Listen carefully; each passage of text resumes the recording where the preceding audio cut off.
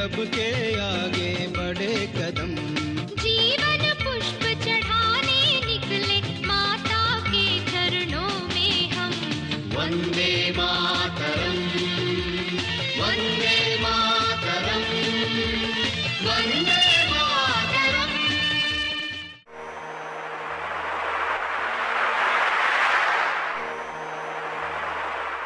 जय हिंद, वंदे मातरम, भारत माता की जय।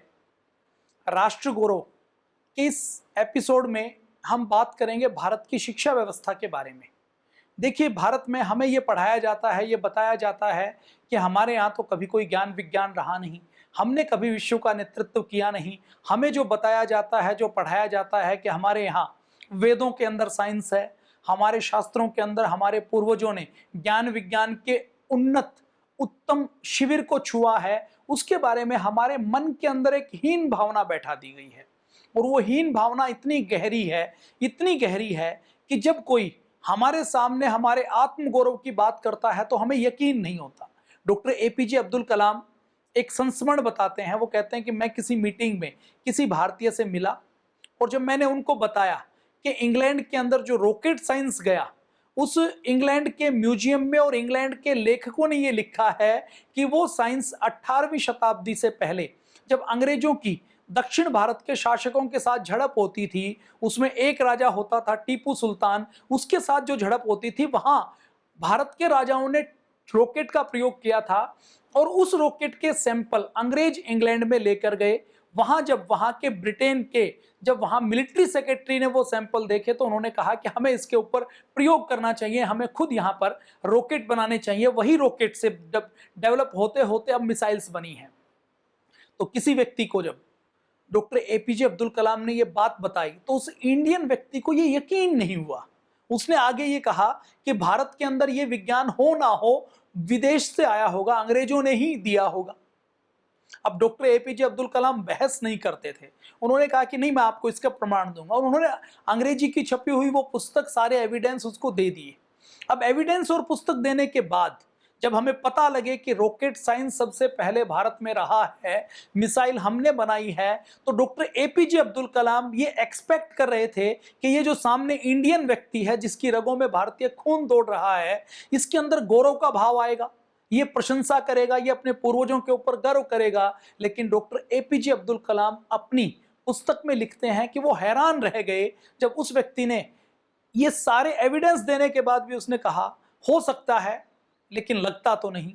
तो डॉक्टर एपीजे अब्दुल कलाम कहते हैं कि हमें सबसे पहले इस आत्म विमुक्ता से, इस आत्महीनता से, इस इन्फेरिटी कॉम्प्लेक्स से बाहर निकलने की आवश्यकता है। जब तक हम इस इन्फेरिटी कॉम्प्लेक्स से बाहर नहीं निकलेंगे तब तक हम कुछ बड़ा काम कर नहीं पाएंगे। तो कुछ ऐसे ही भाव भारत के एक एक विद्यार्थी के मन में डाल दिए गए हैं। ऐसे विद्यार्थी जो आजादी के बाद जिनका जन्म हुआ, आजाद हवा में जिन्होंने सांस लिया, लेकिन वो भी जब पाठ्य पुस्तकें पढ़ते हैं तो उनके डीएनए के अंदर, उनके ब्रेन के अंदर ऐसी प्रोग्रामिंग डाल दी जाती है कि हमारा इतिहास तो हारों का इतिहास है, हमारे पूर्वजों की तो कभी कोई अचीवमेंट रही नहीं, हमारे यहाँ तो ज्ञान विज्ञान के नाम पर कोई चीज है नहीं। और उस आत्महीनता के भाव में वो सारी नकल अंग्रेजों की करते हैं। कपड़े अंग्रेजों जैसे पहनेंगे, बोलने की भाषा की नकल अंग्रेजों की करने की कोशिश करेंगे, गर्मी के मौसम में टाई पहनने की, सूट पहनने की कोशिश करेंगे ताकि वो मॉडर्न दिखें। माताओं बहनों ने तो अब सती सावित्री और सीता को छोड़कर अब उन्होंने अंग्रेजी फिल्म स्टारों को अपना रोल मॉडल मान लिया है। चुन्नी उनके सीने से गायब हो चुकी है, कपड़े और छोटे होते जा रहे हैं। क्यों? ताकि हम मॉडर्न बन जाएं। मॉडर्न बनने की होड़ में हम कैसे अपने ज्ञान विज्ञान, अपनी परंपराओं से कट रहे हैं और कैसे अपराध के, असमंजस के, डिप्रेशन के दलदल में जा रहे हैं, ये हमें ये कहानी कहती है कि आत्मगौरव नहीं होने का नुकसान क्या होता है। हमने कल के एपिसोड में बात की थी नालंदा विश्वविद्यालय के बारे में। अब मैं ये एक अंग्रेज जिसने वेनसांग की डायरी देखकर ये सोचा कि नालंदा विश्वविद्यालय नाम का कोई विश्वविद्यालय बिहार में पटना से 90 किलोमीटर दूर आज के बिहार शरीफ के पास हो सकता है, तो उसने खुदाई करवानी शुरू की। 1915 में खुदाई करवानी शुरू की, 1920 तक वो विश्वविद्यालय निकला। लेकिन यदि कोई 1915 में खुदाई होने से पहले मेरे जैसा कोई व्यक्ति होता और वो कहता कि भारत के अंदर तो 10-10 हजार विद्यार्थी एक साथ पढ़ सकें, ऐसा विश्वविद्यालय होता था, तो लोग उसके ऊपर यकीन नहीं करते। वो कहते कि प्रमाण दिखाओ, और हमारा वो भारतीय व्यक्ति यदि प्रमाण के रूप में कोई पुस्तक दिखा देता, ह्वेन-सांग की डायरी दिखा देता, वो तो विदेशी है और अपने यहाँ विदेशी को बहुत सम्मान की नजरों से देखा जाता है, हम भारत का अपना जो जैन धर्म ग्रंथ है उसको दिखाते जिसमें नालंदा विश्वविद्यालय की चर्चा है, या कुछ और दिखाते, तो लोग उसको नकार देते कि आपके ये जो धर्म ग्रंथ हैं, आपकी ये जो चीजें हैं, ये पूरी तरह से कपोल कल्पनाएं हैं। जैसे अलादीन का जादुई चिराग है, जैसे अलिफ लैला की कहानियां हैं, ऐसे ही आपकी ये कहानियां हैं, ये नकार देता। लेकिन 1920 के बाद पूरी दुनिया के सामने, पूरी दुनिया में भारतीय गौरव के रूप में नालंदा खड़ा हो गया। और अगर नालंदा 1920 में निकल आया था, तो मुझे दुख इस बात का होता है कि हमें हमारी पाठ्य पुस्तकों में नालंदा के बारे में, नालंदा के गौरव के बारे में बताया क्यों नहीं जाता, पढ़ाया क्यों नहीं जाता, हमें क्यों नहीं कहा जाता कि आज पूरी दुनिया में विश्वविद्यालय चाहे कहीं भी खुले हों, लेकिन सबसे प्राचीन विश्वविद्यालय ऐसे हमारे यहाँ रहे हैं जहां लाइन लगकर विदेश के लोगों के छात्रों को एडमिशन मिलता था। और उस समय जो विदेशी छात्र यहाँ पर आते थे, कहाँ से आते थे? मंगोलिया से, कंबोडिया से, चीन से, जापान से, इन देशों से जब यात्री आते थे, यात्रा इतनी सुगम नहीं होती थी। पहाड़ों को, नदियों को, नालों को, बर्फ को पार करके पैदल या खच्चरों के ऊपर आना पड़ता था। और जो शिक्षा ग्रहण करने के लिए आते थे, उनको इस बात की गारंटी नहीं होती थी कि वो शिक्षा प्राप्त करके, पहली बात तो यहां आएंगे तो उनको एडमिशन मिलेगा कि नहीं मिलेगा। एडमिशन मिल भी गया, पढ़ भी लिए, तो पढ़ने के बाद वो वापस पहुंच पाएंगे कि नहीं पहुंच पाएंगे, क्योंकि रास्ते में नदियों को पार करना है, पहाड़ों को पार करना है, दर्रों को पार करना है, जंगलों को पार करना है, हिंसक जानवर मिल सकते हैं। तो लेकिन फिर भी ये ज्ञान की पिपासा कितनी रही होगी भारत की, जो शिक्षा की लो है उसकी चमक कितनी रही होगी, उसकी गर्मी कितनी रही होगी, तो भी जैसे मशाल के ऊपर पतंगा आता है, उसको पता है कि मैं मर सकता हूं, मैं जल सकता हूं, लेकिन फिर भी वो दीवाना होकर आता है। ऐसे ही दीवाने होकर जो प्रकाश की किरण की आशा में, ज्ञान की आशा में विदेशी लोग भारत के नालंदा में आते थे। 3 जनवरी 2017 की बात है। 2015 में भूटान के राज परिवार में एक बच्चे का जन्म हुआ, छोटा सा बच्चा जन्म हुआ, 1 साल का हुआ, 1.5 साल का हुआ। जैसे ही बोलना शुरू किया, तो तुतलाकर बोलना शुरू किया, तो वो नालंदा विश्वविद्यालय की बात करता था कि मेरा जन्म वहां हुआ था, मैं वहां पर पढ़ा था, मैंने ये पढ़ा था, हम ऐसे ध्यान करते थे, इतना बड़ा विश्वविद्यालय हमारा होता था। तो भूटान के पूरे राज परिवार ने उनकी बातों को नकारना शुरू किया। ये सोचना शुरू किया कि जैसे छोटा बच्चा बात करता है, बिना सिर की, बिना पैर की, वैसे ये बात कर रहा है। जब वो 2-2.5 साल का हुआ, तो उसने और ज्यादा बात करनी शुरू की। उसने कहा कि मुझे तो वहां पर ले चलो, नालंदा में ले चलो, मुझे तो भारत में ले चलो, वहां पर नालंदा विश्वविद्यालय है, वहां पर मैं पढ़ा हूं, वहां पर मेरे सोने का कमरा है, वहां पर मेरे रहने का कमरा है, वहां पर मैंने स्टडी की है, वहां पर मैंने मेडिटेशन किया है, वहां पर मैंने ये सीखा है, उसके बारे में बात करता था। अब भूटान के राज परिवार को जब वो बात सुनकर परेशान हो गए कि अब क्या करें, तो एक बार उन्होंने निर्णय किया कि चलो, भारत और भूटान तो पड़ोसी देश हैं। एक बार जब राज परिवार उनकी यात्रा के ऊपर आ रहा था, तो उन्होंने सोचा कि चलो इस 3 साल के बच्चे को भी साथ ले जाते हैं। ये तिथि थी 3 जनवरी 2017 की। वो छोटे बच्चे को साथ ले आए। आप गूगल कर सकते हैं, यूट्यूब के ऊपर आपको बहुत से रिकॉर्ड मिलेंगे। छोटा बच्चा जो भूटान का राजकुमार भारत में आया, और भारत में आकर उसने क्या क्या बताया, क्या क्या देखा, और जो भीड़ लगी उस समय, जिले के डीएम से लेकर एसपी से लेकर पूरे देश का मीडिया वहां पर था। और भूटान के राजकुमार को कुछ नहीं मिलने वाला इस बात से झूठ बोलने में, इस बात से ढोंग आडंबर पाखंड करने में, तो वो वहां पर ले आए। भूटान की राजमाता दोरजी वांगचुक अपने नाती को यहां पर लेकर आई। उसका नाती ट्रुएक वांगचुक जब 3 साल का था, तो वो कहता है कि मैं नालंदा विश्वविद्यालय में पढ़ता था। खैर, 3 जनवरी को, सर्दियों के दिन में 2017 को वो दिल्ली पहुंचे। दिल्ली से राजकीय यात्रा के ऊपर राजकीय सम्मान के साथ, मजिस्ट्रेट की ड्यूटी उनके लिए, ऑफिसर की ड्यूटी लगी, एसपी उनकी सुरक्षा में तैनात था, पूरा राज परिवार वहां पर आया। मीडिया को खबर लगी कि ऐसे ऐसे भूटान से राज परिवार आया है, और उस राज परिवार में 3 साल का बच्चा है जो कहता है कि मैं पिछले जन्म में बौद्ध भिक्षु रहा हूं और मैं नालंदा के विश्वविद्यालय में पढ़ा हूं। अभी तक नालंदा का विश्वविद्यालय खंडर के रूप में है हमारे सामने। उसके बारे में वेनसांग ने जो लिखा उसकी डायरी हमारे सामने है। लेकिन नालंदा में पढ़ने वाला कोई व्यक्ति आए और वो कहे कि मैं यहां पर 1200 साल पहले पढ़ता था और यहां पर इन चीजों की पढ़ाई होती थी और इतना समृद्ध ये विश्वविद्यालय था, ये नगर इतना समृद्ध था, तो ये हर भारतीय के लिए एक विशेष आश्चर्य की बात थी। पूरे देश का मीडिया सामने था। अब विश्वविद्यालय में लाने के बाद उस छोटे से ट्रोएक वांगचुक को छोड़ दिया गया।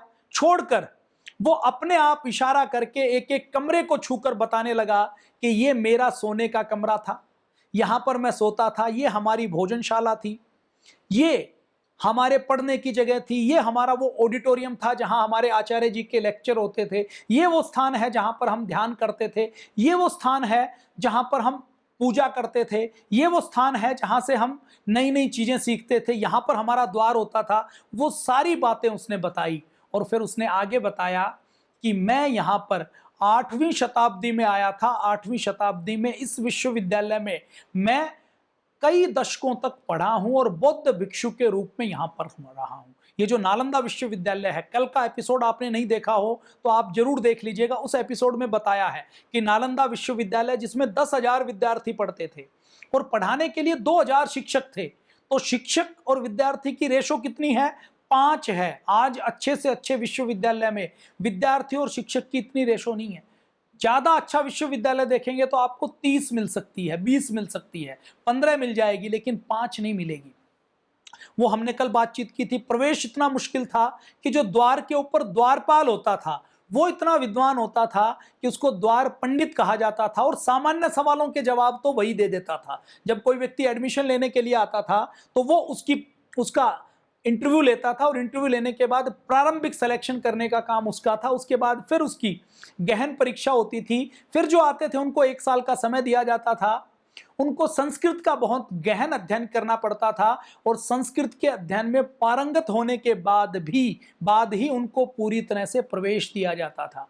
विश्वविद्यालय पूरी तरह से निःशुल्क था। पूरी तरह से निःशुल्क विश्वविद्यालय में पढ़ने की, लिखने की, खाने की, भोजन की सारी व्यवस्था विश्वविद्यालय की ओर से की जाती थी। और इस विश्वविद्यालय में नागार्जुन, आर्यभट्ट जैसे विद्वान रहे हैं। इस विश्वविद्यालय में जो व्यक्ति एक बार पढ़कर निकल जाता था उसको किसी भी देश की सरकार में, जैसे अपने यहाँ कोई, हम ये कहें कि कोई दुनिया के सबसे अच्छे इंस्टीट्यूट से पढ़कर आए तो उसके लिए नौकरी लगाने वालों की लाइन लग जाती है ना। जैसे अपने देश में मैं बात करूं कि किसी ने IIT IIM से पढ़ाई की।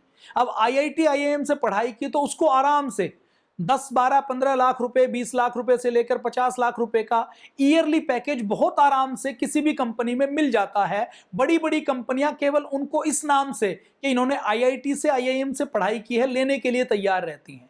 लेकिन दुख की बात यह है कि IIT और IIM अगर हम ग्लोबल लेवल के ऊपर देखे जाएं तो इनकी रैंक वैसी नहीं है जैसा भारत का अतीत रहा है। तो ऐसे ही वहां जो विद्यार्थी पढ़ते थे वो नालंदा विश्वविद्यालय का कई बार नाम प्रयोग करते थे अपनी झूठी डींग हाँकने के लिए कि मैंने नालंदा विश्वविद्यालय से पढ़ाई की है। और कोई व्यक्ति किसी नगर में जाकर ये कह देता था कि मैं नालंदा विश्वविद्यालय में पढ़ा हूं तो उसको ऐसा सम्मान मिलता था जैसा किसी बड़े विद्वान को या किसी बड़े अधिकारी को मिलता है। इतनी प्रतिष्ठा नालंदा विश्वविद्यालय की होती थी। ये जो वेनसांग आया ना, तो वेनसांग को चीन के राजा ने अनुमति नहीं दी। चीन के राजा की ओर से चीन की सीमा के बाहर कोई पढ़ने के लिए नहीं जा सकता था, तो बिना राजा की अनुमति के ये जान हथेली पर लेकर आया था। तो ऐसा हमारा विश्वविद्यालय होता था, ऐसा हमारा अतीत होता था। मैंने कल के लेक्चर में चर्चा की थी कि 90 लाख पांडुलिपियां अकेले नालंदा विश्वविद्यालय में थी। और जो विश्वविद्यालय की लाइब्रेरी थी, जो भवन थी, वो 9 मंजिल ऊंची थी। 3 मंजिलें तो अभी भी, आप कभी बिहार जाएं, पटना जाएं तो नालंदा में आप जा सकते हैं और वहां पर आप देख सकते हैं। किसी रिसर्च के ऊपर, किसी साइंटिफिक थ्योरी के ऊपर, किसी आध्यात्मिक वाद विवाद के ऊपर कहीं कोई निर्णय नहीं हो पाता था, तो वो सारे लोग कहां पर देखते थे? वो नालंदा विश्वविद्यालय की ओर देखते थे कि नालंदा के विद्वानों की ओर से जो निर्णय आ जाएगा वो निर्णय प्रामाणिक होगा, वो निर्णय अंतिम होगा। उस विश्वविद्यालय के अंदर पूरी तरह से डेवलप विश्वविद्यालय था। इस डेवलप विश्वविद्यालय में आज जो हिस्सा दिखाई देता है वो केवल 10% है। 90% हिस्सा तो ऐसा है जो अभी भी मिट्टी के अंदर दबा हुआ है, समय की परत के नीचे दबा हुआ है, जिसको निकालने की आवश्यकता है। और अपने यहाँ केवल नालंदा विश्वविद्यालय नहीं होता था, नालंदा विश्वविद्यालय के साथ साथ अपने यहाँ हजारों विश्वविद्यालय, हजारों विद्यालय, हजारों गुरुकुल होते थे। और कैसे गुरुकुल होते थे आप अंदाजा लगा लीजिए। इन गुरुकुलों में अगर हम बात करें तो इन गुरुकुलों में, इन विद्यालयों में, इन विश्वविद्यालयों में सारे विषयों की पढ़ाई होती थी। नालंदा के साथ साथ, नालंदा कितना पुराना है? 1500 साल पुराना है। अब जो मैं आपके सामने बात करने वाला हूं वो 3000 साल पुराने विश्वविद्यालय की बात कर रहा हूं। और ये जो मैं बात कर रहा हूं ये प्रमाण वाली बात कर रहा हूं, जिसको आर्कियोलॉजिकल सर्वे ऑफ ने और जिसने विश्व के वैज्ञानिकों ने स्वीकार कर लिया। 3000 साल पहले हमारा एक विश्वविद्यालय होता था, तक्षशिला विश्वविद्यालय के नाम से, जो आज पाकिस्तान में पड़ता है, इस्लामाबाद के नजदीक, रावलपिंडी के बाद के पास, जो 1000 ईसा पूर्व से लेकर 5वीं शताब्दी तक रहा। 5वीं शताब्दी के बाद फिर आक्रमण हुआ, युद्ध हुए, तो वो नगर नष्ट हो गया। वो तक्षशिला विश्वविद्यालय भी रेत के नीचे दब गया। और इस तक्षशिला विश्वविद्यालय के बारे में, आचार्य चाणक्य के बारे में, पाणिनि का नाम आपने सुना होगा, जिसकी अष्टाध्यायी की बात पूज्य स्वामी जी महाराज बार बार करते हैं। वो पाणिनि यहीं के पढ़ने वाले थे, इसी तक्षशिला विश्वविद्यालय के प्रोडक्ट थे, जिन्होंने संस्कृत का व्याकरण तैयार करने का, उनको कलेक्शन करने का, उनको एक स्वरूप देने का एक बड़ा काम किया था। ये तक्षशिला विश्वविद्यालय ऐसा विश्वविद्यालय था जिसने आचार्य चाणक्य जैसे आचार्य दिए थे, जिन्होंने उस समय अर्थशास्त्र लिखा था, राजनीति शास्त्र लिखा था, उस समय युद्ध के बारे में, विदेश नीति के बारे में, राजनीति के बारे में लिखा था। उस समय लिखा था जब कोई इन शब्दों का अर्थ नहीं जानता था। तो ये तक्षशिला विश्वविद्यालय था। नालंदा के बारे में हम बातचीत कर चुके हैं। उद्दांतपुरी विश्वविद्यालय था बिहार के अंदर ही। ये 550 ईसा पूर्व से लेकर 1040 तक, लगभग 1500 सालों तक इसने काम किया। सोमपुरा विश्वविद्यालय था जो आज के बांग्लादेश में था। गुप्त काल से लेकर भारत के अंदर जब इस्लाम आए तो इस्लाम ने इस सोमपुरा विश्वविद्यालय को भी नष्ट कर दिया। ऐसे ही जगदला विश्वविद्यालय था जो आज के पश्चिमी बंगाल में पड़ता है। पाल राजाओं के समय में भारत में जब अरब आक्रमण हुआ उस समय तक ये विश्वविद्यालय अपनी सेवा देता रहा। विश्वविद्यालय ज्ञान का प्रकाश फैलाता रहा। नागार्जुन कोंडा विश्वविद्यालय था आंध्र प्रदेश में। विक्रमशिला विश्वविद्यालय था बिहार में। बल्लवी विश्वविद्यालय था गुजरात में। वाराणसी जो आदि नगरी के नाम से विख्यात है, वो पुराने समय से ज्ञान विज्ञान का, कर्म कांड का, आध्यात्मिक शिक्षा दीक्षा के, संस्कृत के शिक्षा दीक्षा का सबसे पुराना केंद्र रहा है। उसके बारे में आप सब जानते हैं। कांचीपुरम विश्वविद्यालय होता था तमिलनाडु में, मणिखेत होता था कर्नाटक में, शारदा पीठ होती थी कश्मीर में, पुष्पगिरी होती थी उड़ीसा में। अब आप बताइए, यदि नालंदा जैसे विश्वविद्यालय ऐसे कोने कोने में भारत में होते थे, और ये तो वो हैं जिनके बारे में आज प्रमाण उपलब्ध हैं, जिनके ऊपर से जो समय की मिट्टी पड़ी हुई थी उस मिट्टी को साफ कर दिया गया है। ऐसे कितने राष्ट्र गौरव के, भारत माता के गौरव के रहस्य आज भी इस भारत की मिट्टी में दबे हुए होंगे, जिनके ऊपर से मिट्टी हटाने की आवश्यकता है। लेकिन ये मिट्टी हटेगी तब जब सबसे पहले, देखिए, धरती की मिट्टी, जमीन की मिट्टी तब हटती है सबसे पहले दिमाग की मिट्टी हटती है। अभी तक तो हमारे दिमाग के अंदर मिट्टी की वो परत चढ़ी हुई है कि हमारे अंदर तो कुछ अच्छा था ही नहीं, हमारे पास तो कोई ज्ञान विज्ञान नहीं था, हम तो कहीं भी नहीं खड़े थे, हमारे पूर्वज तो महान थे ही नहीं। तो सबसे पहले हमें अपने दिमाग की इस मिट्टी को हटाना है कि पूरी दुनिया में यदि कहीं सभ्यता और संस्कृति का पहला अंकुर फूटा था तो वो आपके भारत में फूटा था। मैंने आपको उदाहरण दिया था, भूटान का राजकुमार आता है, राजकुमार आकर आप ये समझ लीजिए वो भूटान का राजकुमार नहीं है 3 साल का, वो नालंदा विश्वविद्यालय का आज से 1300 साल पहले का एक विद्यार्थी है जो बोल रहा है, जो पुनर्जन्म को भी स्थापित कर रहा है और जो बता रहा है कि यह विश्वविद्यालय वास्तव में होता है। उस बच्चे के ऊपर शोध होनी चाहिए। हमारे भारत के अंदर विडंबना क्या है, अंग्रेजों ने हमारे दिमाग के अंदर जितनी मिट्टी डाली उससे ज्यादा मिट्टी डालने का काम भारत में आजाद भारत की शिक्षा नीति ने किया है। इस शिक्षा नीति को बदलने के प्रयास में पूज्य स्वामी जी महाराज लगे हुए हैं। पूज्य स्वामी जी महाराज लगातार कार्य कर रहे हैं। और अपने भारत के अंदर शिक्षा व्यवस्था ऐसी होती थी जिसमें शिक्षा व्यवस्था धन संग्रह के लिए नहीं होती थी। जैसे आज शिक्षा व्यवस्था में यदि कोई व्यक्ति MBBS MD करता है, DM करता है, तो वो माँ बाप के 2 करोड़ रुपए पहले ही खर्च करवा चुका होता है। फिर जब वो हॉस्पिटल खोलता है तो 15 करोड़ रुपए और खर्च कर देता है, और हॉस्पिटल के बाद जब वो स्टाफ को डिप्यूट करता है तो हर महीने ये तय हो जाता है कि इसको इतना कर्ज की EMI देनी है, इतनी स्टाफ की सैलरी देनी है, इतनी फीस देनी है, और फिर इतनी कमाई करनी है। नतीजा क्या होता है, उसके पास आने वाला रोगी रोगी नहीं होता, दुखी नहीं होता, वो एक कस्टमर की तरह होता है, जिसके अंदर उसको ये दिखाई देता है कि आज मुझे यदि 50 व्यक्तियों की OPD करनी है तो 50 व्यक्तियों में से मुझे 10 व्यक्तियों को ऑपरेशन थिएटर में लेकर जाना पड़ेगा, तभी मेरे हॉस्पिटल की EMI जा पाएगी। मुझे झूठे टेस्ट करवाने पड़ेंगे, तब मेरी स्टाफ को सैलरी मिलेगी। मुझे कुछ गलत काम करना पड़ेगा, तभी मैं सरवाइव कर पाऊंगा। सारे डॉक्टर अच्छे ऐसे नहीं हैं, अच्छे भी हैं, उनका हम पूरा सम्मान करते हैं, लेकिन कुछ ऐसे भी हैं जो डॉक्टरी पढ़ते पढ़ते जिनको पूरा कॉमर्शियलाइज कर दिया गया है। तो इस शिक्षा व्यवस्था को बदलना है अपने यहाँ। अब कोई विद्यालय खोलता है तो पुराने जमाने में विद्यालय पुण्य का काम होता था। आज यदि कोई विद्यालय खोलता है तो वो ये सोचता है कि मैं कोई बिजनेस करूं तो बिजनेस करने से अच्छा विद्यालय खोल लेता हूं। बिजनेस भी है, और बिजनेस के साथ साथ हम शिक्षा के नाम से यदि पैसे लेंगे तो ज़्यादा पैसे भी ले सकते हैं, मन माफिक मुनाफा कमा सकते हैं। तो ऐसा इतना अतीत गौरवशाली हमारा होता था, तो हमें अपने दिमाग की मिट्टी हटाने की आवश्यकता है। अब ये जो तक्षशिला होता था, ये तक्षशिला कहाँ है, कैसा है? ये तक्षशिला विश्वविद्यालय आज, पुराने समय में तक्षशिला किसको कहा जाता था? तक्षशिला कहा जाता था प्राचीन भारत में जो गांधार प्रदेश होता था, इसको तक्षशिला कहा जाता था। इस गांधार प्रदेश में 1405वें ईस्वी में फाहियान यहां पर आए थे। वो फाहियान भी इस तक्षशिला विश्वविद्यालय के बारे में चर्चा करते हैं। यद्यपि 4वीं शताब्दी में जब फाहियान आए तो उस समय तक्षशिला विश्वविद्यालय अपने पराभव पर था, अपने उन्नत गौरव के ऊपर नहीं था, क्योंकि 4वीं-5वीं शताब्दी के बाद तो लगभग वो नष्ट हो गया था। तो फाहियान ने भी तक्षशिला के बारे में बात की है। और ये जो तक्षशिला था, ये GT रोड के ऊपर जो गंधार और मगध को जोड़ता है, पुष्पावती और कापिश के मार्ग के ऊपर, श्रीनगर, मानेसरा, हरिपुर से सिंधु नदी के मार्ग के ऊपर जो पुराना सिल्क रूट जिसको कहा जाता है, उसके ऊपर यह तक्षशिला विश्वविद्यालय था। इस तक्षशिला विश्वविद्यालय में आप यदि बात करें तो आचार्य चाणक्य ने यहीं से शिक्षा दीक्षा ग्रहण की थी। सिकंदर को हराने का काम, यूनानियों को हराने का काम भी यहीं इसी विश्वविद्यालय से जो ज्ञान विज्ञान निकला था, उसी ज्ञान विज्ञान ने किया था।